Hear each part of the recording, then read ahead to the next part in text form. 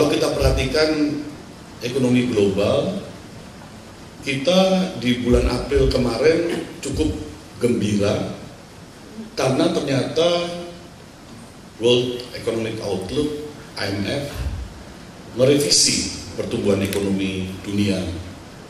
Kali ini menjadi lebih baik.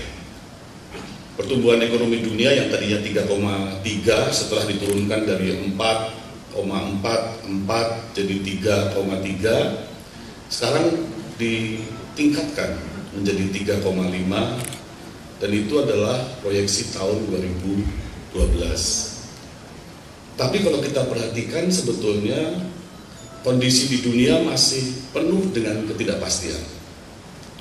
Paling tidak kalau kita lihat Amerika, memang betul pertumbuhan Amerika di kuartal pertama tahun 2012 itu di 2,2%, lebih rendah dibandingkan kuartal yang lalu. Dan kita cukup menyambut gembira ketika melihat angka pengangguran di Amerika juga sudah terus turun, dan bahkan sekarang ini yang paling rendah di 2-3 tahun terakhir di 8,2%. Tetapi tetap kondisi ekonomi di Amerika masih belum cukup baik. Di Eropa kita lebih prihatin, karena di Eropa kita lihat dengan selesainya pemilihan umum di Prancis, di Yunani, menunjukkan semua komitmen-komitmen yang untuk menyehatkan Eropa atau Eurozone mungkin bisa tidak dilaksanakan ketika pemerintahan baru di Prancis ataupun di Yunani mungkin sudah berpikir untuk tidak ingin terlalu mengetatkan tali pinggang. Jadi kita cukup perlu waspada. Kalau kita perhatikan ekonomi Inggris 2 kuartal ini terus negatif. Jadi mereka masuk dalam double dip recession.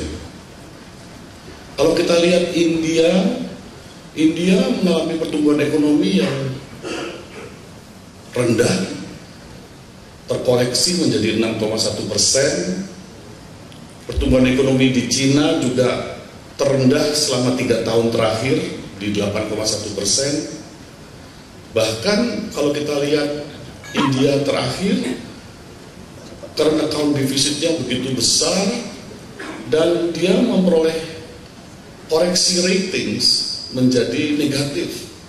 Sesuatu yang sebetulnya kalau kita di Indonesia tadi diingatkan oleh Pak Primus bahwa kita mengalami kondisi rating positif, itu kita syukuri.